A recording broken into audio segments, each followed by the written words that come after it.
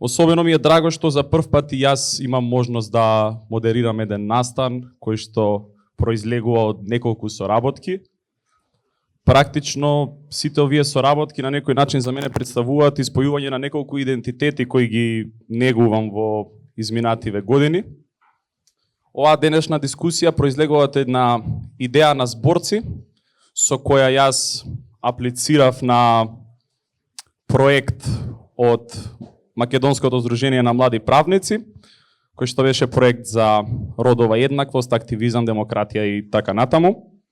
Од нивна страна беше препознаена нашата идеја и дополнително како соработници се вклучи и организацијата во која работам, HERA, па така мојот романтичарско идеалистички идентитет од зборци, мојот работно професионален идентитет од HERA и мојот минато свршен од правото денеска се соединија за да го имаме овој прекрасен настан. Истовремено ми е драго дека со мене на сцената денеска е Јана Коцевска, професорката Тања Евтимовска и професорот Симон Саздов. Денешната дискусија доаѓа со еден интересен наслов и може да го видите горе и прекрасниот постер кој што го направи Марко со на Инстаграм назив Ишијас. Тоа што е споменикот кој што се наоѓа во паркот Жена Борец, за кој што јас не бев свесен до пред 2 месеци дека постои, но на самата тура која имавме организирано од проектот, водичот Антонио не застана покрај тој голпа облечен инвиктус тука голем и ни покажа дека постои една ваква прекрасна статуетка која што ние на секојдневно ниво ја занемаруваме, не ја погледнуваме бидејќи личи мало додека нешто одвратно и грандиозно стои покрај неа. Зашто велам занемаруваме? Бидејќи мислам дека и јазикот занемарува многу аспекти во неговата секојдневна употреба и еден од тие аспекти се токму феминативите. Тие што работат подолго време со јазикот можеби знаат дека тој не е неутрален, но бидејќи јас сум новопечен јазичар, се уште не јазичар, може сум јас само. Пре некое време сватив дека јазикот навистина не е неутрален и дека јазикот е практично огледало на тоа што го правиме ние во секојдневието. И феминативите ги користиме во сервисни улоги, може да се каже така, во едни услужни дејности, како што се домакинка, негователка, слугинка и така натаму. И кога станува збор за овие називи, кај нас нема двоумење, бидејќи сме навикнати да ги користиме. А додека се отворат некои други прашања, термини како директорка, министерка, антропологинка, гинекологинка, тогаш велиме од каде сега ова е чудно, ова не чини и ова не треба ние да го користиме, бидејќи се знае што е професија и вие нема што таму да барате. Но на некој начин, како што кажав претходно, дека јазикот е огледало и може да се види дека таа моќ и авторитет која што е покажана од другата страна се пресликува во самиот јазик. И на некој начин оваа дискусија која што ќе имаме денес е инспирирана и од правописно-нормативниот речник во кој што професорот Саздов е соработник, каде што во 2024 година во декември е издаден и за прв пат ги препознава Филип исто така поздрав и до тебе и Филип еден од соработниците. За прв пат ги препознава суфиксите со инк. Од тука не би должел јас многу повеќе, само би сакал да ги гледате сите овие зборови не како поединечни зборови, туку како зборови кои што соработуваат со сите други зборови. Практично и како ние луѓето, ние можеме да бидеме во одредени периоди сами, но за нашите навики да се менуваат, за ние да се развиваме, имаме потреба да соработуваме со другите единки. Така што од тука првиот збор ќе го има професорот Саздов. Професоре, добар ден, добар вечер. Добар вечер на сите, ви благодарам за присуството, пред се благодарам за поканата. Јас пред точно 30 години магистрирав на оваа тема, феминативите во македонскиот стандарден јазик и буквално по повеќе години се навраќам на темава како нели вчера да беше тој момент кога ја подготвував магистерската. За феминативите можам многу да зборувам, меѓутоа главно би сакал нели да ви дадам вам збор, вие да иницирате конкретни прашања. Инаку за прв пат би рекол дека се сретнав посериозно со нив за време на студии. Слушав синтакса кај професорката Лиљана Минова Ѓуркова, која што подоцна ми беше и ментор, или менторка, можам слободно да речам. И значи таа на еден од часовите вежби побара наше мислење за некои од феминативите кои што во тоа време беа прилично неактуализирани. Да речеме, ако добро се сеќавам, имавме тука нешто од типот на морнарка, можеби фудбалерка, пилотка секако, нели? И нашата реакција беше каква што е денес, да речеме, од страна на оние наши говорители кои што не се многу во тек и кои што нели кога ќе чујат за прв пат еден збор реагираат со отпор. И некој си 7-8 години подоцна, јас се најдов во ситуација нели еве да бидам во ситуација да го бранам тоа што претходно, да речеме, сум го исмевал. Ние прилично остро изреагиравме во смисла нели не доаѓа тоа предвид, каква пилотка и така, во услови во кои што нели немало жени што возат авион, што управуваат. Така што да, тоа беше првото мое искуство. Веќе во периодот на подготвување на магистерската, а имав можност да ексерпирам целосно картотеката на Институтот за македонски јазик, од кој произлегоа речиси 2000 феминативи, што само покажува дека ова прашање овде, од каде сега феминативи, нели треба да го сватиме многу условно. Предпоставам дека главно, ако некој денес го постави тоа прашање, мисли на овие феминативи од понов датум, а тоа се овие со суфиксот инка. Еве Јана, да речеме, е представена како антропологинка и етнологинка, и тие навистина имам впечаток дека ќе треба да помине известно време за да заживеат, иако еве денес сосема случајно, тргнувајќи од тоа дека во речникот на феминативите кој што уште за време на магистерската беше подготвен, па пред излегување на книгата 10 на години подоцна беше дополнет удвоен практично од околу 2000 на 4000 феминативи. Значи имавме ситуација во која буквално ми избега мислате, се извинувам. Зашто споменав? Да. Значи се уште нема во книгата жена сведок. Има свидетелка, меѓутоа нели како една постара форма, просто недостатуваше од сведок. Денес проверив дека во врска со, за жал, трагичните настани во Кочани и во Швајцарија или Германија беше, имаме во едниот случај клучна сведочка, во другиот клучна сведокинка. И мене, да бидам искрен, тоа во најпозитивна смисла на зборот ме шокира. Не ми се веруваше дека особено ова сведокинка ќе го засведочиме, што само покажува дека изгледа не е толку песимистичка ситуацијата, дека само треба да им се даде шанса на феминативите, дека тие ќе се го најдат своето место, особено нели во услови во кои што жените ги заземаат тие места, и би било навистина пред се граматички некоректно вие да инсистирате на соодветните парници од машки род. Јас за сега толку, можам многу да зборувам и се надевам ќе се навратиме. Сакам само да најавам дека би било можеби добро ако имаме време и расположение да укажеме на тоа дека ова што феминативите го постигнаа, ние преку ноќ како да го срушивме со женскиве презимиња со машка форма, и може тука да поразговараме ако се согласуваат. Благодарам.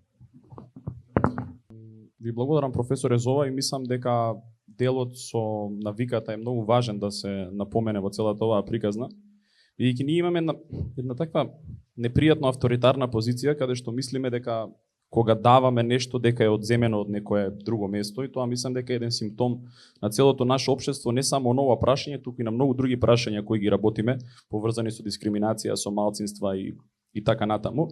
И јас наидував на овој цел период, ајде сега, дај нешто друго правите сега, тоа најде да го правиш со зборовите и така натаму, и мислам дека овој дел со јазикот и баш овој денешен настане опипување на пулс во однос на оваа тема, колку ние практично сакаме да го прифатиме тоа што често го говориме дека јазикот е жива материја, а ако е жива тогаш како и ние сите други живи луѓе се менува, се крши, се навикнува, одвикнува, почнува од почеток, оди напред или назад.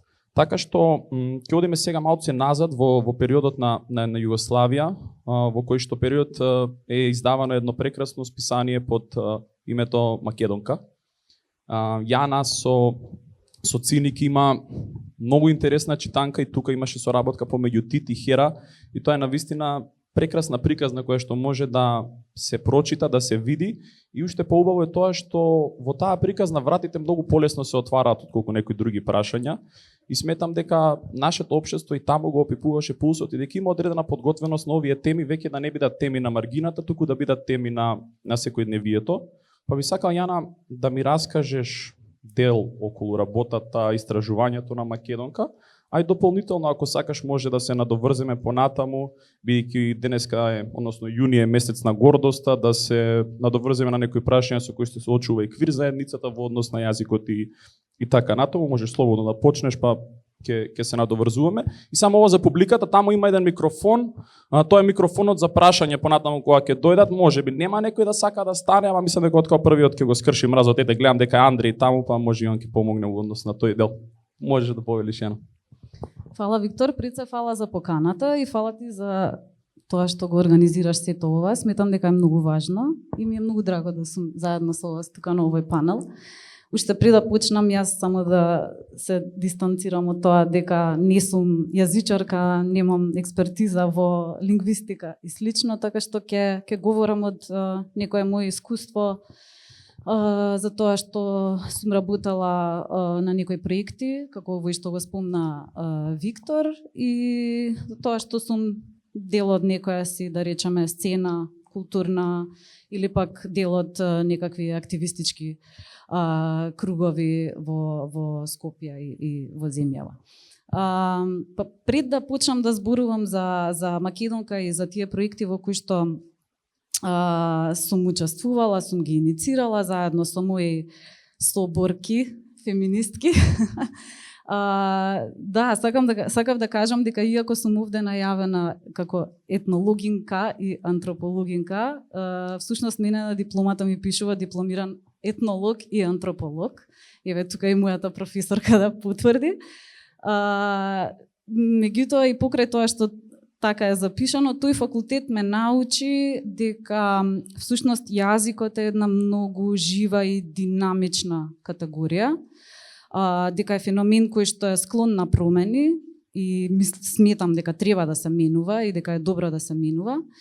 И дополнително, и што е многу важно, ме научи дека всушност преку јазикот можеме да го видиме светогледот на заедниците, на индивидуите и така натаму. И тоа е многу важен аспект и сметам дека тука е всушност јадрото во кое што настануваат тие промени на јазикот, затоа што тоа се живеани искуства, тоа се влијанија од многу аспекти и затоа сметам дека е тоа некакво си легитимно, како да кажам, менување на јазикот и да се даде една можност да тој понатаму така и живее како што го толкува нели заедницата, иако секако е добро да се понудат решенија кога нели во случај кога тие ги нема. Тоа што сакав да го кажам е всушност дека нели согласно со тоа дека е јазикот одраз на заедницата и на општеството, мора да се споменат оние групи, оние заедници кои што историски биле невидливи, за кои што не се слушало и не се говорел јазикот во јавната сфера за да ги репрезентира, за да ги представува. Бидејќи зборуваме сега за феминативите, ајде да зборуваме нели за жените и нивната историја, така што мора нели да си признаеме и нели мислам ништо ново не кажувам тука дека историски жените биле невидливи во тие јавни сфери, во политиката, во академијата, што е исто така многу важно, во економијата. Знаеме дека немале право на глас, немале право да студираат, да се занимаваат со одредени професии, немале право да наследуваат имот, го наследувале презимето, нели, од мажот, после нели го преземале после брак во брачната заедница. Добро, таа е подлабоката тема дека всушност е патрилинеарно се наследува и презимето и така натаму. Немале право да возат автомобил, да возат велосипед, затоа сега и символично возењето на велосипед е некакво се ослободување на жените и така натаму. Да не забораваме дека во некои земји се уште важат овие забрани и се уште недостасуваат овие права. Па така всушност и овие остатоци од машките форми во јазикот се еден вид на норма. И всушност сметам дека утилизацијата всушност на феминативите е еден вид на политички став и сметам дека е важно, нели, да се направи тоа прекршување, тој рез конечно, нели, со нивното користење. И понатаму. Сега може понатаму да зборуваме за тоа дека, нели, многу неприродно звучи и така натака. Меѓутоа сметам дека со сите овие динамики кои што се случуваат и борби разни на маргиналните групи, не само жените, на многу други заедници, ја спомна и квир заедницата и така натаму, дека всушност треба многу да се работи. Предходно малку спомнавме за тоа со професорот дека малце сме врзеливи во поглед на тоа дека не работиме доволно како заедница, како фела и така натаму во креирање и избогатување на јазикот.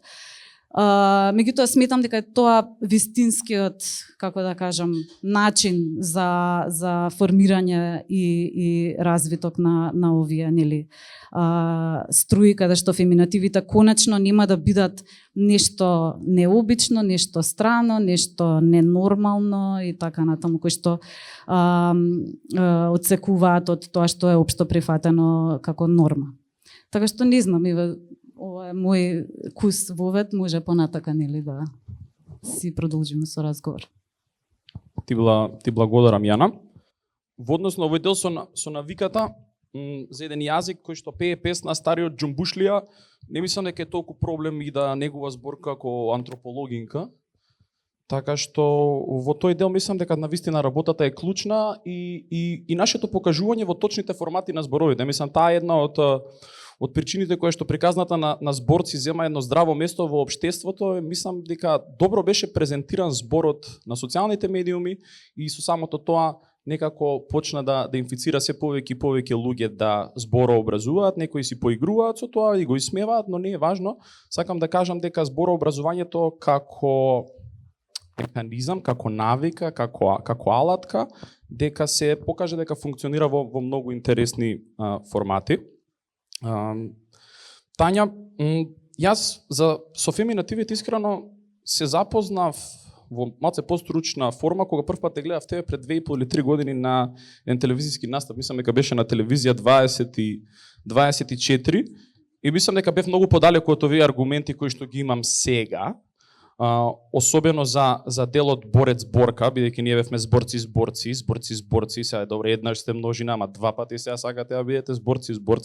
И кај мене таа навика се смени тука од Карши во паркот Жена борец на овогодинешниот 8 мартовски марш, каде што во повеќето говори се користеше формата борка, ама не работеше сама, работеше и со други сите жени борки кои пред мене се бореле за ова прашање и така натаму. И тогаш видов дека е апсолутно функционален, така што мислам дека тоа се надоврзува на навиката и во тој момент и го сменивме називот зборци-зборки.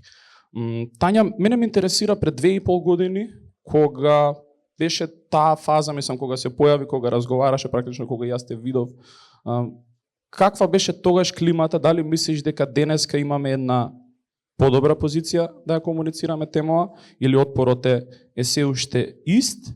И тука би сакал да се надоврземе на оној наш разговор, меѓу кој што беше и еден од правците на денешната дискусија за промената, односно испраќање препораки за менување на институционалната рамка на квалификации, бидејќи кога девојка ќе заврши факултет, како што си завршила Јана ти, добиваш дипломиран етнолог, социјален работник и така натаму. Па дали сметаш дека денеска, земајќи го професорот и правописно-нормативниот речник како јазичен авторитет, дека не ни бараме ние нешто воведување ново, туку дека бараме од институциите само ажурирање на веќе актуелните податоци во оваа нова форма која што јазичната на ФЕЛА и јазичниот авторитет, тамо и председателката на институтот како соработник веќе ја утврдиле, и дали малце овој пат е поразгазен од минатиот?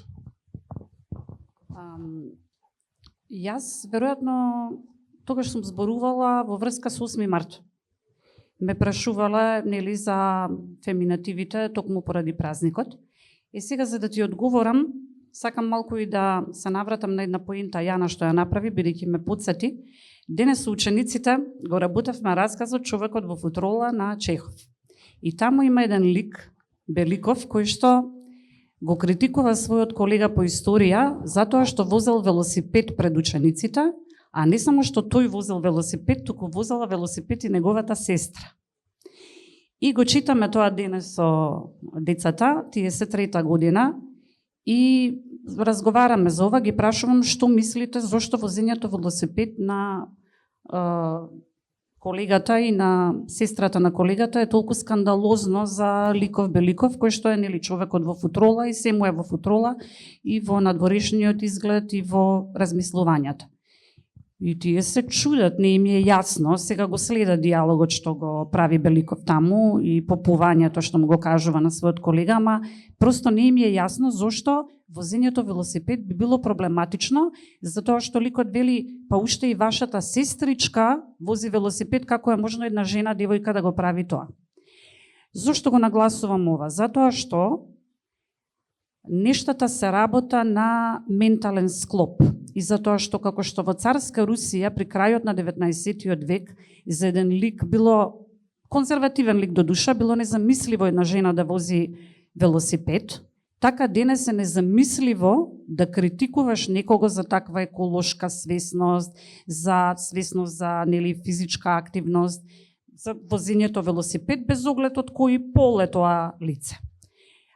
Сакам да ја надоврзам мојава поента, дека како што може би денес или пред 2 години било незамисливо да се рече дека Гордана Силјановска е председателка, па некако во медиумите тоа го нарекуваа жена председател, а неодамна читам дека Ива Матиќ е првата жена пилот во Македонија што вози авиони на Визер, или имаше изјави дека дури и редундантни изјави од типот само 17% од жените ромки се вработени, како да не е доволно дека е ромка, туку мора нели да се нагласи дека е жена ромка.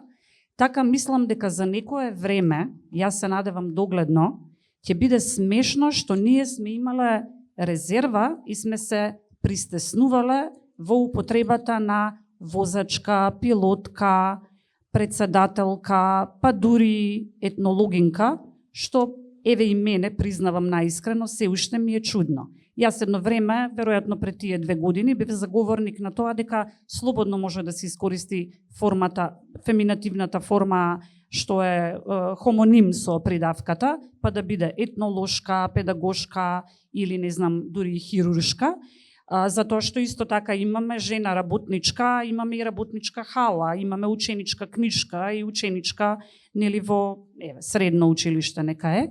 Но бидејќи јазичната практика тоа некако не го прифаќа, едноставно тие хомоними се такви, нешто не им се допаѓа на луѓето да ги користат. Веројатно овие форми со инка би заживеале повеќе. Сакам да кажам дека јазикот, освен тоа што е нели она познато веќе клише дека е жива материја, сакам да кажам дека јазикот е и најтолерантната и најинклузивната работа на светот. И дека во него има многу отисоци на вонјазичната стварност, бидејќи јазикот е токму тоа визија на стварноста, без оглед дали таа стварност ја нарекуваме објективна или е субјективна внатрешна стварност на некого.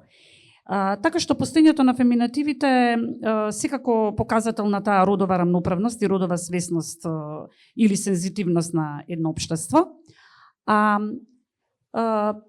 При тоа сакам нешто сега и да не да нападнам, туку да преиспитам. Подготвувајќи се за ова трибина да ја наречам, јас го барав, го читав Корубин. Благоја Корубин, кој што е авторот на јазичното каче, јазикот наш денешен, и во неговата 5-та книга, издадена 2000 година, меѓутоа таа е практично збирка од повеќе текстови, има едно цело, така да речам, поглавје за овие работи. И слушнете го ова. Докаде ќе се оди другар Корубин со употребата на женскиот род на именки како председателка, професорка, директорка и така натаму? Дали веќе не се претерува во тој правец, кога наместо народниот херој таа и таа, почна да се преминува во народната хероиња, во заграда има извичник прашалник, таа и таа? Дали сега ќе почнеме и јунакот на социјалистичкиот труд таа и таа, да го преправаме во јуначката или јунакињата на социјалистичкиот труд таа и таа, како и многу други такви и слични случаи. Ова е од 15 јануари 84. И Корубин вели вака: нашиот одговор на овие прашања е да, така е. Според нас, почнаа некои во тој правец на вистина да претеруваат, поведени очигледно од некои стручни толкувања на прашањето што се појави во моментот кога тоа се постави јавно преку јазичните рубрики. И по некои толкувања, Благоја Корубин заклучува и со овие зборови, тој не ги нарекува се уште феминативи, тоа е веројатно револуционерното наоѓање на професорот Симон Саздов, тој ги нарекува именки што означуваат звања, титули, занимања и професии во женски род, вели и со нив се претера. Јас сакам да кажам дека всушност фактот дека ова прашање е вонјазично не е никаков аргумент, бидејќи секогаш социолошките прашања се и јазични, јазичните прашања се и социолошки.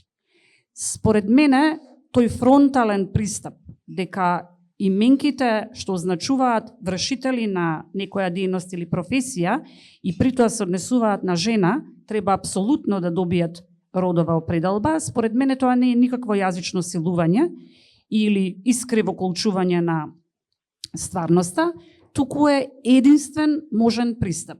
Ние сме сосема свесни дека сите професии ги добивале своите имиња според луѓето што први почнале да ја вршат таа професија. Па така медицинска сестра се вика медицинска сестра затоа што во минатото таа професија ја вршеле чесни сестри, односно калуѓарки, и оттаму имаме медицинска сестра. Но Корубин понатаму зборува и самиот вели дека именките во машки род се всушност привилегирани затоа што имаат две можни значења. Едното е неутралното, па така имаме друштво на писатели, каде што се разбира влегуваат и писателки, а другото е специфичната определба на лице од машки пол. Во таа и таа комисија, да речеме за некоја книжевна награда, учествуваат двајца писатели и една писателка, што значи дека писателите се само мажи, а писателката е, се разбира, жена. Тој вели овие именки од машки род се привилегирани, додека именките од женски род можни се во разговорниот стил, понекогаш се дозволуваат и во официјалните стилови, меѓутоа тој смета дека таквата форма е битова, принижена и дури стилистички маркирана, зашто може би е виновен пак некој писател, Бранислав Нушиќ, кој што со својата господја министерка всушност иронично упатува на сопругата на министерот, а не на министерката, Весна Јаневска, да речем. Само се обидувам нештата да ги ставам во контекст. И да најпосле некако да ти одговорам на прашањето конечно, сметам дека е дискриминирачки и навредливо кога се употребува жена војник или жена пилот или дури редундантната, да речеме, жена полицајка или жена борка, да кажеме. Жена борец всушност е името на паркот, меѓутоа сакам да кажам кога се употребува двојно определување за женски род.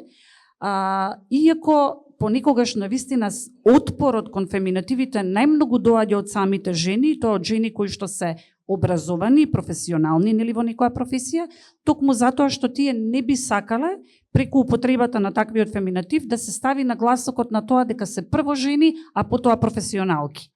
Па така, нели, сметам дека отпорот, колку што не е ова некое истражување, туку е некое согледување на известно јавно мислење, сметам дека жените многу често самите имаат отпор кон овие форми и најпосле мислам дека во тоа е убавината на феминативите што дозволуваат да ги избереш или да не ги избереш. Жената може да биде дипломиран адвокат, може да биде дипломирана адвокатка, да го има тоа на или на својата плочка на канцеларијата или да го нема.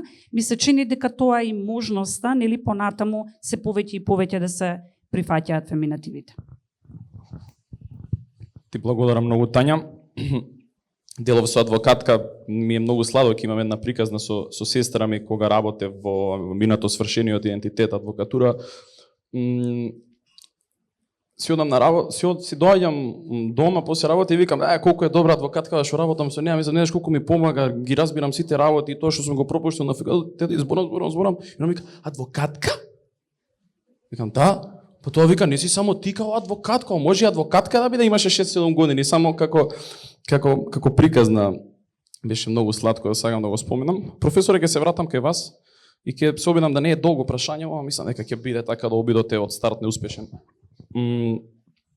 Пред да почне дискусија, пред неколку дена од вас побарав да ми пратите кратко резиме на вашата магистерска. И таму, како што спомнавте и вие, како што спомна и Тања, тој револуционерен или како што сте ги нарекле феминативи, ме интересира патот до тоа. Понатаму, вториот дел сакам да одиме назад во старословенскиот јазик и да поразговараме за феминативите кои што ги препознава старословенскиот јазик, особено делот на препознавање на суфиксот инг. И дека уште од тоа време, како слугинка бил препознаен и дека денес ние практично од таму го поземуваме и го користиме, верувам дека е така. И би сакал вашиот поглед кон менување на институционалната рамка на квалификации, но поврзано со овој дел што го спомнав претходно, односно јазичниот авторитет и дали не е задача на институциите понатаму да си ги ажурираат податоците и да го следат вашиот труд, односно да следат нормата на речникот. Да, споменав нели во врска со ова од каде сега феминативите, тие би можеле на тоа прашање да одговориме се тука од секогаш. Значи, од првите споменици од старословенскиот јазик кои што ги имаме зачувано, значи се среќаваат феминативи кои што не се само да речеме оние што би ги очекувале, не знам, Божица има, да речеме, мајка има, девојка има, меѓутоа има и такви кои што се нели изведени наспроти соодветни именки од машки род. Тука конкретно спаѓа робинка, прељубничка, односно блудница, меѓутоа тоа се темите кои што нели во Библијата, односно во Евангелијата се разгледуваат, така што тие од најстаро време покажуваат дека имало потреба да се означат женски лица и како се означувале. Малку ми изненади ова што Тања го кажа дека допред некоја година може би сме се двомеле за председателка, директорка, министерка. Јас можам да ви кажам дека барем последниве 30 години ние реално немаме никакви дилеми во тој поглед и еве ви доказ. Значи во книгава моја магистерска уште во првата верзија имавме многу голем број потврди на министерка. Се сеќавам тогаш да речеме беше министерка Емилија Симовска, ректорка беше Радмила Кипријанова и никој немаше проблем со тоа да рече ректорката на Скопскиот универзитет и така натаму. Значи, многу одамна се прифатени феминативите, меѓутоа сега зборуваме за оваа фаза кога нели сакаме целосно да ги пополниме сите места и некаде можеби се уште жените не се толку многу застапени, меѓутоа можеме, мислам, да си го дозволиме. Тоа сега ми текнува да речеме кога стана масовно учеството на жените во спортот, главно мислам ние тоа го се огледавме преку олимпијадите. Беше чудно на времето кога ние немавме некоја женска лига во фудбал или можеби сме ја имале, но не сме биле свесни дека ја имаме, да биде чудно да зборуваме за фудбалерки. Меѓутоа, кога почна да се игра олимписки фудбал, дури и таму каде што вие не би требало да очекувате феминативи, многу спонтано се јави, да речеме, голманка е апсолутно соодветниот и најчесто употребуван збор за голман од женски пол во женска конкуренција. Иако тоа знаете дека се нели позиции каде што по правило нема менување, не знам, бек не можете да го смените или крило и така натаму. Така што не треба воопшто вие да притискате за практиката да го прифати феминативот. Зошто? Затоа што наша јазична структура го наметнува тоа. Вие пак ќе кажам, ако речете министерот таа и таа, практично кажувате нешто од типот на дрвена стол. Значи немате согласување по род. И тоа просто не функционира во нашиот јазик. Така што нема дилема и не мора ние да се надоврзуваме во однос на тоа дали да употребуваме феминативи. Просто тие се наложени. Ова што Виктор го спомена со неговата сестра е можеби најдобра причина да размислуваме дали ова инаку утврдена во јазикот, нели, надредена форма од машки род што ги покрива двата пола, да ја користиме или можеби во моментот кога вие навистина ќе речете адвокат и адвокатка, практично таа неутрализација престанува да функционира. Значи, наше е да се одлучиме дали ќе бидеме економични и ќе речеме студентите на филолошкиот факултет и ќе ги подразбереме сите студенти, или обично нели во учебниците се обраќаме до драги ученички и ученици, па нели нагласуваме дека има и ученички покрај ученици. Така што во врска со прашањето на Виктор за националната рамка, ние секако можеме, ако се договориме, да речеме дека и феминативите ќе заземат свое место и ќе треба секако да бидеме многу внимателни при огласите за работни места. Затоа што да речеме, мене менторката ми се налути кога јас во магистерската констатирав дека може да се сретнат огласи каде што од која и да е причина машки велица се исклучени. Да речеме, имате вие некој училиште има потреба од хигиеничарки. Без да навлегуваме ние во тоа колку е тоа работно место атрактивно, платено, ценето и така натаму, фактот кога вие ги имате само феминативите, мора да бидеме свесни дека ги исклучува машки велица.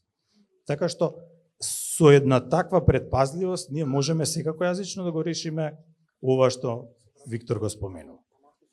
Мислам дека одговорив на прашањето. Само би отишол чекор подалеку тука, професоре. Ако некогаш почне да функционира законот за употреба на македонскиот јазик, кој што така болно патриотски беше донесен со крвопролевање во парламентот, тогаш дали ако профункционира инспекторатот, а вие веќе го имате правописно нормативниот речник како јазична норма, а нели норма, закон, следење, почитување и така натаму, неупотребувањето на феминативите, ако тие веќе се нормативно препознаени, не би било прекршување на законот? Добро, тоа веројатно ќе треба да се види повнимателно. Факт е дека овие корелативи од машки пол, од машки род, се извинам, може да ги покријат во одредени случаи и женските лица. Меѓутоа не верувам дека инспекторатот ќе почне да казнува на таа основа, затоа што ќе има многу посериозна задача во многу други делови на прекршувањето на македонскиот јазик. Ви благодарам. Јана, делот со македонка го пропуштивме, да? Јас иако најмлада од говорниците изгледа некако со паметот не сум баш тука. Да, сосема изумив да се всушност да се сосредоточам на тоа што ми беше поставено како прашање, да се фокусирам. Да, меѓутоа сакав и ова да го спомнам, апропо нели тоа дека во огласот сте напишале таму дека се бара хигиеничарка. Всушност влегува во она што веќе клише, не клише, ама тоа е точно и тоа е така, не може да се одбегне, дека, како што кажа Виктор, јазикот не е во никој случај неутрален и секогаш е креиран од позицијата на моќ. И тоа не можеме да го одбегнеме. Па затоа, Татјана, би се навратила и на она што ти го спомна. Некако не можам да прифатам дека пак жените се повторно што не го прифаќаат тоа. Тие живеат во патриархален свет. И едноставно тие се некако влезени во таа матрица и едноставно сакаат да бидат докажани, покажани и да се истакнат дури во тој машки свет. Едноставно може само да кажеме дека го живееме патриархатот. Но она што испуштив да го кажам што од моето прво прашање, извини Виктор, малце тука као започнав, ама после тоа реков, веројатно многу зборувам, па затоа прекинав. Во практиките кои што ние секојдневно ги правиме за да го збогатиме тој јазик, и ти го спомна работењето наше на проектот Македонка, тоест проектот се вика Архиви на невидливите, или? И исто така читанката која што работевме заедно со Хера, историја на жените кон крајот на 19-тиот и почетокот на 20-тиот век. Сметам дека ваквите иницијативи всушност многу влијаат за да се продолжи тој јазик, затоа што го спомна претходно инспекторатот и така натаму. Мене тоа ми е многу полисинг и начин кој доаѓа од озгора и никако не го прифаќам. Многу е наметливо и сметам дека не мора да е тој начинот на кој што би работеле. Меѓутоа ваквите неформалното образование, па добро дури ако сакаат и институциите од образованието да го прифатат и полека да го воведат, чисто да се работи со младите, со децата, со повозрастните, со сите категории не е битно. На вакви проекти, на вакви идеи и да се види всушност каде е проблемот и каде всушност настанало тоа да машката форма биде норма, а феминитивите сега некако ние мора да се привикнуваме на нив и така натаму. Во проектот што го работевме со Македонка е многу интересно и во таа историска линија која што претходно ја спомнав е многу важен дел во развојот на ова поднебје, затоа што тогаш жените за прв пат, иако дошло од озгора надолу како системски воведено од државата, меѓутоа не би се сложила 100% во тоа. Жените за прв пат добиваат свој медиум, добиваат свој глас, можат да пишуваат таму и е многу интересно. Ние публикувавме 2 зборници на разни теми, од образование до политичко учество на жените, здравје, социјална помош, ги опфативме исто така и муслиманките како категорија која што исто така жени кои што биле делумно вклучени, меѓутоа се пронајдоа тука и многу и недостатоци во тоа женско движење во поглед на нивно дополнително маргинализирање, или како што колешката Ана Шталковска, професорката од етнологија, го нарече вгнездување повторно на ориентализмот. Многу интересни анализи може да се изнесат од тоа списание, инаку тоа е списание орган на АФЖ, на антифашистичкиот фронт на жените, кое што се издавало од 44 до 52 година, има вкупно 83 броеви. И многу интересно, ние, отворено е понатаму за работа, ние сакаме проектите да заживуваат и натаму, не сме го затвориле тоа поглавје, затоа и повикувам, ние тоа што го направивме, го дигитализиравме ова списание, кое што не можевме да го најдеме во нашите чувари на нашето наследство, и го најдовме во Белград, во Народна библиотека Србија. И го дигитализиравме, имавме одлична соработка со библиотеката, го поставивме онлайн и ги направивме овие 2 зборници. Меѓутоа, поканувам, не е направена си уште јазична анализа на тоа списание, е многу интересно, се користат дијалекти, бидејќи почнува во период кога си уште не е стандардизиран македонскиот јазик. Многу интересен проект, дури може тој и да се дигитализира, сега не знам јас во технологија да не навлегувам, меѓутоа да се направи да може и компјутерска анализа да се извади од него и така натаму. Сега да не должам, тоа е тема за друг пат. Меѓутоа, еве, ваквите некои неформални збеднувања и така може да одат во правец на понатамошно развивање. И исто така, во поглед на оваа читанка која што работевме заедно со Хира, исто така внимававме во поглед на јазикот, меѓутоа и многу е битно таму исто така спомнуваме дека всушност жените во овој период, и не за џабе го одбравме овој период крајот на 19-тиот и почетокот на 20-тиот век, бидејќи тогаш малце парадоксално, меѓутоа е точно, со настанувањето на војните, а тогаш знаеме дека има многу воено збиднување, особено во овој дел од светот, на Балканот, дека всушност жените тогаш добиваат, како да кажам, влез во јавната сфера. Бидејќи многу од мажите одат на фронтот, со индустриализацијата се отвараат нови работни места кои што ги заземаат жените и така натаму, така што настанува една голема радикална промена во тој поглед. И затоа го одбравме токму овој период. И исто така, тука има, не знам, јас ја работев конкретно темата за здравство, каде што било непоимливо жени да се занимаваат, нели, со таа професија. Па имаме многу мал дел некои случаеви каде што одат да студираат во Швајцарија, па се враќаат тука и конечно можат да бидат нели, докторки и така натаму. И тоа сето сакавме да го доближиме до учениците, за да можат тие малце покритички да ги гледаат овие нели, динамики, овие случувања во историјата во поглед на жените и нивното учество во јавната сфера.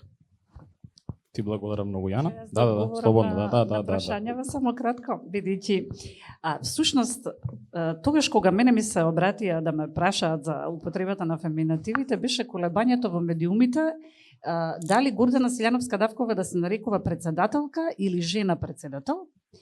А никој се разбира, предходно не имал дилема дали Стево Пендаровски е председател или маж председател. Сега, знаете како, точно е тоа дека ние наназад сме имале многу председателки, директорки и министерки, меѓутоа самата професорка Минова Ѓуркова ни го кажуваше примерот дека Радмила Кипријанова е ректорка, ама дека не сака да биде нарекувана ректорка, туку ректор. Значи во обраќањето вие треба да речете почитуван ректоре Радмила Кипријанова. Просто затоа велам дека понекогаш отпорот е без оглед да не звучи ова мизогино. Понекогаш отпорот е токму од таму кој што ние сметаме дека го ослободуваме. И сега само уште ова би сакала да го кажам исто така како одговор на никои напади на феминативите. Луѓето кои што се подсмеваат со феминативите велат, а како ќе кажете за машка мечка или машка лисица? Ние нели имаме во зоонимите, имаме зооними или јас го измислив сега зборот? Змии. И именки, нели, што означуваат животни, имаме животни кои што се орел или волк, меѓутоа и нивната употреба е генеричка. Значи, кога ќе се рече волк, се мисли и на волчица и на волк, се мисли и на, не знам, орлица и на орел. Меѓутоа имаме и зооними како мечка, лисица, риба или желка. И сега се разбира, нели, тие се дури мислам дека и во вашиот речник на феминативите имаше оградување дека вие не зборувате за таквите именки кои што се веќе селективни по род, туку зборуваме само за вршители на дејство. Ако не се лажам, бидејќи јас малку така сум бобалица, па си го повторив и речникот на феминативи.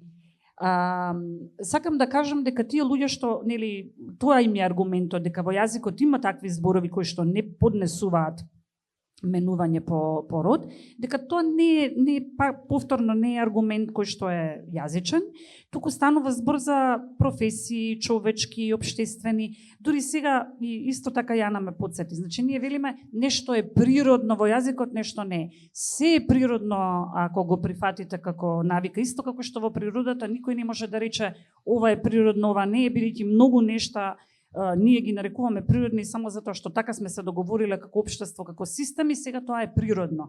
А во природата има и работи кои што не ни се природни баш. И тоа е и аналогијата со јазикот. Во јазикот има многу нешта кои што едноставно произлегуваат од договор, узус и навика и најпосле стандард. Мине жираф, многу ми се допаѓа. Ти благодарам Тања. Сега би сакал да ја здружиме публиката со нас. Ајде, супер, одма има прашање. Андреј, фала. Овде сум или кај? Да, таму. Да, тука сум, добро. Фала. Така ме слушате вака? Да, фала ви, малце високо. Најпрво сакам со една анегдота да почнам, бидејќи е интересна многу темава што ја спомнавте. Пред одредено време работев во едно министерство, каде што беше прва жена министерка, значи прва министерка во тоа министерство, и на еден од првите состаноци, бидејќи не беа навикнати претходно да ја викаат министерке, еден мој колега министерката ја нарече господине министерке. Така што, обидувајќи се да ги користиме феминативите, некогаш многу грешим. Од друга страна, јас сум магистар по архитектура и уште, можеби пред 10 години, кога давав едно интервју, мене ме нарекоа архитектка. Се уште не можам да се наречам архитектка. Значи, иако јас сум жена, која што се бори за женските права и сето тоа, се уште останувам како архитект. Така што, можеби се надоврзувам со вас, се уште не можам да се наречам архитект. Тоа не е прашање, е некој заклучок. Ја би се надоврзал со една моја анегдота. Моите се развида негде второ, трето, и во трето оделение кога почнав, не ми беше веќе татко ми осигуреник, ми беше мајка ми. И во дневникот стоев Виктор Анета Бучковски од трето оделение до четврта средно, така што и тоа е еден друг момент. Зашто татковото име да се пишува кога може да се пишува и мајчиното име? Да, и тоа е сосема друга тема.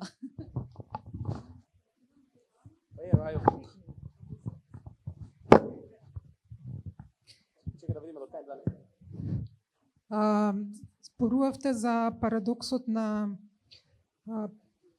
феминативите наспроти ставањето на презиме во машки род на жените. И во народната култура има понекогаш парадокси, како етнологинка, да споделаме, но такво повеќе животно отколку професионално искуство. Значи во селото од каде што е татко ми во Битолско, кога имаше луѓе, бидејќи сега веќе ги нема, имаше едни Васил и Василица Мицови. И јас цел живот си викав, леле, како си се нашле овие со исто име, значи алалим вера. Кога почина Василица, одиме на погреб и на гробот пишува Живка Мицова. Викам, сега кого погребуваме тука ние? Викам, која се оваа Живка? Некој е старо останато? Не бе, вика, Живка е Василица. Исто така, во постари записи етнографски на еден Милеко Филиповиќ, ја не знае, за необични случаи на жени кметови, кметици во села во Македонија, забележано е името на, така пишува во текстот, известна Милеица, која што била кмет на село. Зошто? Затоа што имало некој лукавство во пограничните предели што граничеле со Албанија, бидејќи албанците не удирале на жени, да се ставя жена кмет за да биде како некоја заштитена позиција. Се таа поеманципирана позиција од кмет не би требало да има, ама она била Милеица. Сега, ова е онака патемна забелешка, иначе до сега зборувавме за професии, главно. Јас би сакала да укажам и на некои други именки кои што укажуваат на, можда не професија, ама да речеме, ќе го наречам политички коректно сензибилитет. Например, како е женски род од пијаница? Како е женски род од убиец? Се убиец не е баш сензибилитет, мислам да не претеруваме. Пијандура? Или како е машки род од курва. Значи, ако веќе велиме дека јазикот е одраз на некако светоглед, можда ова се тие стереотипи кои што... Курвареште? Тоа е со иште, тоа е веќе степенување. Со поголеми заслуги.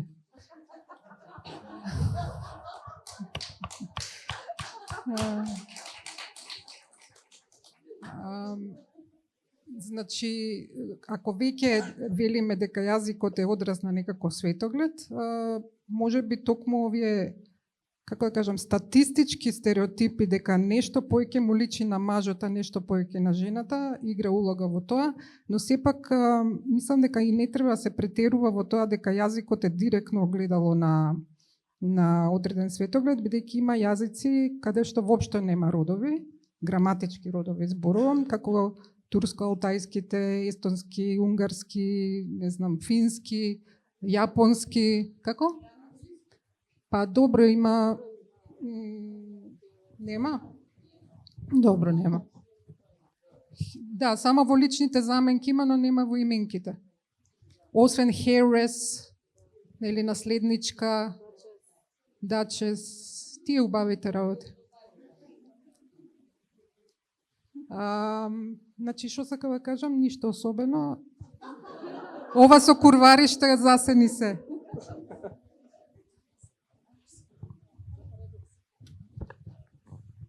Значи, баба ми Јоанчејца. Ако дозволите, може да се надоврзам само на ова. Проблематикава на феминативите е само еден мал дел од големата слика и конкретно еве професорката Илинова што го спомена се така наречени епиценуми. Ние имаме именки кои што се од конкретен граматички род, но ги покриваат двата пола. И тие не се случајно присутни во јазикот, да речеме имате главно од машки род, меѓутоа има и од женски и од среден. Странка, индивидуа, персона, или вечека една странка, па намерно можеби не треба тука полот да се дознае и така натаму, лице, куче, бебе и овие кои што сега добиваат феминативи и се долго време нели практично без феминативи, меѓутоа конкретно се уште немаме за убиец, за мртовец и за некои други. Така што такви именки има, меѓутоа целата работа е да се намали нивниот број во македонскиот јазик, затоа што не му се карактеристични или не би требало да му бидат карактеристични со оглед на граматичката структура. Исто така имаме двородови именки и тие двородови именки главно не ги познаваме добро, затоа што кога учиме за двородови именки, главно мислиме на овие каде што полот не игра улога. Ги знаете, тие се 3-14 во македонскиот јазик, од типот на кал, вар, пепел, глеќе, тука мов, не знам колку е познато, стрв и така натаму, ама се буквално десетина именки. Меѓутоа има една многу важна, исто од најстаро време, од старословенскиот, роднина. Роднина е вистинска двородова именка затоа што за маж ќе речете тој мој роднина, за жена ќе речете таа моја роднина. И сега тука можеме да ги надоврземе сите овие кои што пак како одраз на неравноправноста на жената во општеството, во нашиот јазик се прифатени неоправдано како именки од машки род. Имате да речеме гуру, ама гуру само во правобитното значење има логика да е само од машки род. Ако проверите на телефони, ви имате модната гуру и женско име и презиме. Значи, веќе денес тие мора да бидат двородови именки. Тој гуру и таа гуру. И уште неколку такви, меѓутоа мислам дека со оглед на влијанието на англискиот јазик тој број ќе се зголемува, така што ние и на тоа ќе треба да обрнеме соодветно внимание. И таму имате една голема неравноправност, меѓутоа не е тешко да се поправи. Тоа е тоа што сакам да го споменам. Имаме време за уште, супер. Здраво, Наде. Што правиш? Здраво, добра, како сте вие? Добри. Здраво зборци, здраво херци и останати пријатели. Мега херци или? Херци, мини, мега, секако.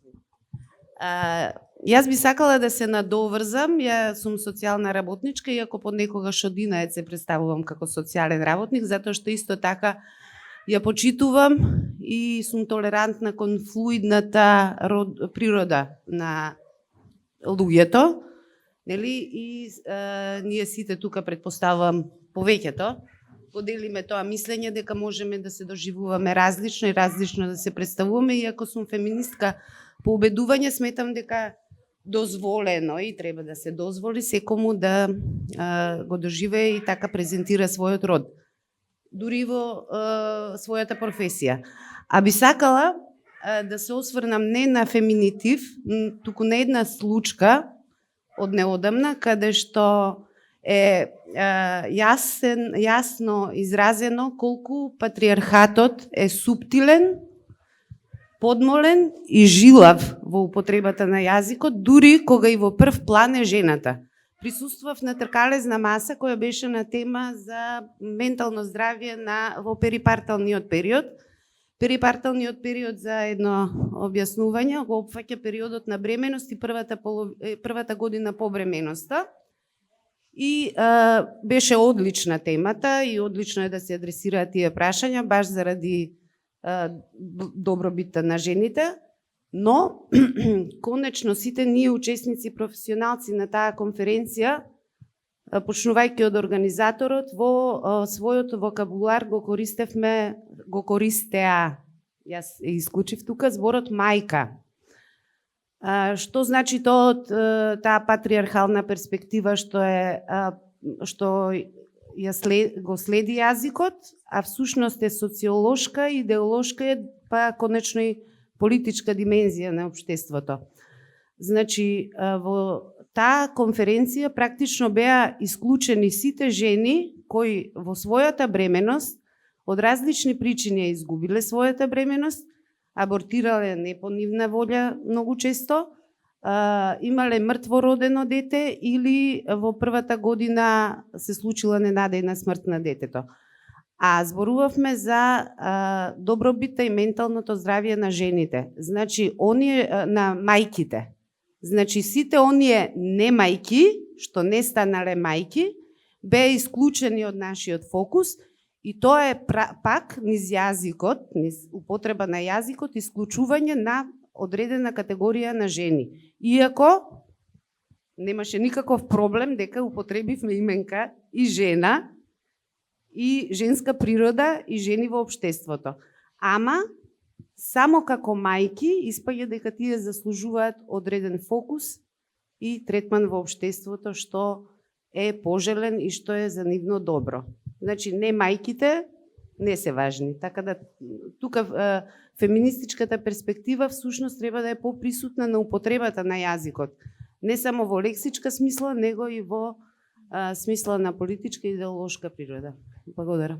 Ти благодарам, Наде. Ние изминатиот месец во соработка со ТИТ го смисливме зборот мајчинствување, кој што практично го дефиниравме како колективна грижа за општеството во време на економски, политички и еколошки колапс. Така што една од идеите и беше таа дека се надминува овој праг, односно мајката, дека е само мајката на своето родено дете, туку дека тоа практично може да влезе во една друга форма и да се мајчинствува независно дали ти практично си родил или не си родил. Таа е една нишка која што ја отворивме и може да го следите фестивалот на ТИТ, кој што го носи практично насловот мајчинствување и ќе трае до крајот на годината, односно прво па женско 14. Добра промоција направив.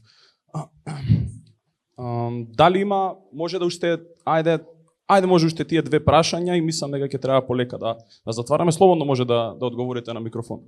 Да, вие.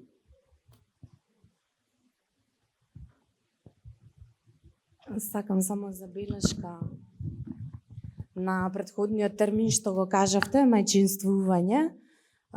Има и негова паралела, мајкување. Значи, кога некој дава големи количини на љубов во најразлични форми кои што воопшто постојат на земјата, значи, исто така се употребува терминот мајкување.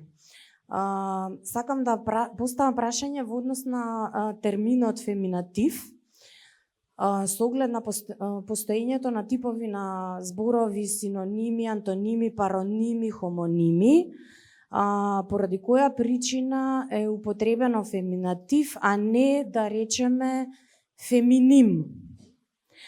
Како е дојдено до овој термин кој што се разликува од, бидејќи имаме веќе имиња за форми на зборови, и зошто не е да речеме феминим, а е феминатив?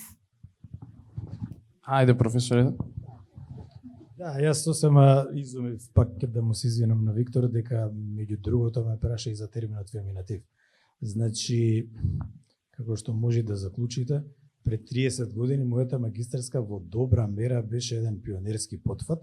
Меѓу другото, имам подзаборавено, да бидам искрен, навраќајки се на ова, Виктор ме замоли да му го испратам резимето и таму читам ги нарекуваме феминативи. Така малку се штрецнав и се потсетив дека навистина јас сум ги нарекол така. Ги нареков така затоа што единствено нешто по кое што можев да се водам тогаш, а и ми беше најблиско, да бидам искрен, беше уште професорот Кирил Конески ја немаше издадено книгата Зборообразувањето во македонскиот јазик, иако излезе 95-та, ама јас морав да ја подготвам магистерската неколку години пред тоа и зборообразувачката категорија за која што зборуваме и каде што спаѓаат феминативите е латински наречена номина феминатива. И од тоа номина феминатива се одлучив за феминатив. Значи тоа беше едно време кога нели буквално требаше да се изнајде називот на именките од женски род што означуваат исклучиво лица од женски пол. Така што тоа би бил одговорот. Јас имам неколку моменти на кои би сакала да се осврнам. Прво, бидејќи јас како студент имам предмет македонски јазик, пред доста брзо ја дискутиравме баш оваа тема за феминативите и многу ми е мило дека денес пак имам шанса да ја разгледам, бидејќи многу ме погоди тогаш и многу долго размислував и се сеќавав на некои моменти кога би требало да се употребуваат, ама не се употребуваат и баш како што споменавте и кај нас, професорката не праша дали нас ни е нормално да слушнеме министерка, председателка и сите ние се согласивме дека ние сосема нормално. И во тој момент си реков, добро, ова сигурно не било нормално претходно и професорката ни потврди дека дефинитивно е така, односно дека напредува до некаде прифаќањето на овие феминативи. И сега размислував од еден момент, да, во ред, ние сите се согласивме дека го прифаќаме, но се сеќавам наназад, баш на приемен, кога професорката не пиша студенти, коса црта студентки, јас бев возбудена, значи буквално читам студентки, и сум превозбудена бидејќи никогаш претходно не сум се соочила така некој директно да ми се обрати со феминатив. И си реков колку јас сум сепак го прифатила ова и колку ми ова мене нормално, ако јас сум сега среќна дека е користено, а можеби треба да ми е секојдневие и сигурна сум дека и многу други се соочиле со нешто такво. Исто околу моето прашање, имав еден проблем, така наречен, пред некое време дебатирав на една феминистичка тема. И таму спомнав дека правата уште не ни се нели на некое ниво дојдени, бидејќи немаме зборови, односно не ни се прифатени зборовите за многу од женските професии во официјалните документи. И баш ги спомнав министерка, председателка, каде што мене модераторот ми рече, па добро, тоа едноставно јазикот ни е таков, не можеш да дебатираш на таа тема, одбери си друго нешто да дебатираш, мора да е председател, толку. И едноставно од тука дојде моментот дека јас на човек постручен од мене треба да застанам и да му објаснувам дека тоа е проблемот. Значи проблемот доаѓа од тука дека ние немаме официјално, не го користиме зборот министерка или председателка во официјални документи. И тоа е одраз на општеството и од тука гледаме дека на вистина правата не се дојдени на некој ниво. И понатаму после тој разговор многу често размислувам како на еден начин на луѓето што не сакаат да прифатат дека тоа е проблем кој што е одраз на општеството и како размислува истото, да им се објасни тоа, односно како да им се посочи, бидејќи едноставно мислам дека не дека тие не сваќаат, туку некако не сакаат да прифатат. Само јас кратко тука за во однос на за делот со постручен, јас на пример сум се соочувал со тоа постручен, он немам јас право да зборам со него на јазикот. Ама после си кажав, он е постручен човек со помалку стручни навики и лоши навики има на користење на јазикот. Си реков, јас ќе користам овие помалку стручни добри навики. И тоа ми е одговорот на таквите прашања и на судироцот, дали независно се професор или авторитет, едноставно почнувам да се дисоцирам од титулата и да ги гледам неговите навики.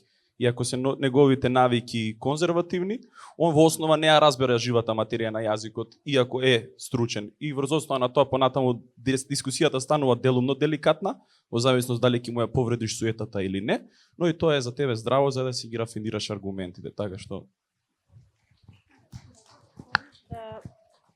Кусо ќе одговорам на ова. Мислам не беше прашање, ама би сакала да го кажам ова како лична цел. Дали да произлезе како некој заклучок од нашава средба, или можеби бидејќи Виктор го спомна и законот за македонски јазик, можеби тоа треба да биде некое институционално тело кое што ќе ги наметне ваквите правила, да речам, како што вам ви пишале во мейлот, почитувани студенти и студентки, така според мене треба во секоја диплома, хартија хартија која што нели ја потврдува го потврдува дипломирањето или завршувањето на некој степен на образование, да има една коса црта која што го ја именува професијата архитект, архитектка, педагог, педагогинка или не знам професор, професорка. Значи, според мене би требало тоа така да биде и на документите да стои една коса црта со дополнување на феминативот, на именката нели во женски род. И сметам дека тоа е можеби некоја насока во која што би се движала таа општествена одговорност во однос на јазикот како медиум што ги признава жените како носители на професии.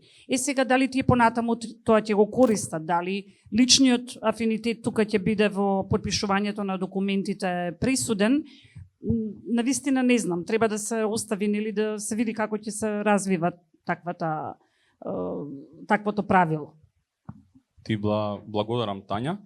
Тука ќе ви се заблагодарам на сите и ќе затворам оваа дискусија цртичка коса трибина. Толку мислам за овој настан денес, верувам дека ви беше интересно, дека уживавте, дека некои прашања ви се одговорија, донесовте некои отклучоци и така натаму. Наредниот настан кој што ќе организираме со зборци ќе биде во септември, тоа ќе биде зборотворба на годината, таму тема на дискусија ќе биде озборувањето, имаме една многу интересна теза околу озборувањето во развој, па мислам дека ќе ви се допадне и тоа. Во однос на други госипи. Така да во однос на другите ви благодарам на Сдруженијето на млади правници, благодарам на Хера, на моите драги колешки за поддршката и довербата што ми дадоа да го реализирам овој настан.